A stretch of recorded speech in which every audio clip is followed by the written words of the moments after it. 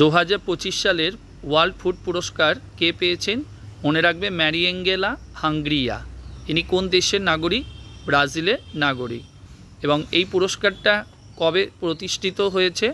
মনে রাখবে এই পুরস্কারটা 86-এ নরম্যান বোরলাগ তিনি এই পুরস্কারটাকে প্রতিষ্ঠা করেন। এবং প্রথম বছর কে পেয়েছে?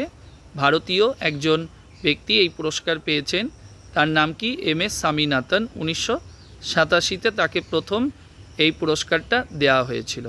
ইনি কে? সবুজ বিপ্লবের জনক, তাকেই এই পুরস্কারটা দেওয়া হয়। আর সেকেন্ড ভারতীয় যিনি পেয়েছেন তার নাম কি? মনে রাখবে ভার্গিস কুরিয়ান। ইনি 1989 সালে তাকে এই পুরস্কারটা দেওয়া হয়েছিল। আর ইনি কে ছিলেন? হোয়াইট রেভলিউশনের সঙ্গে যুক্ত ছিলেন। আর এই পুরস্কার কোন দেশ থেকে দেওয়া হয়? USA থেকে। এবং এর প্রাইস মানি কত? 5 লাখ USD। নেক্সট কোশ্চেন হলো, সম্প্রতি লোকপালের যে গোটা বেঞ্চ রয়েছে, ফুল বেঞ্চ, তারা লোকপালের নতুন মোটো সিলেক্ট করেছে। সেই মোটোটা কি? মনে রাখবে এম্পাওয়ার সিটিজেন, এক্সপোজ করাপশন। এটাই হলো লোকপালের নতুন মোটো সিলেক্ট করা হয়েছে।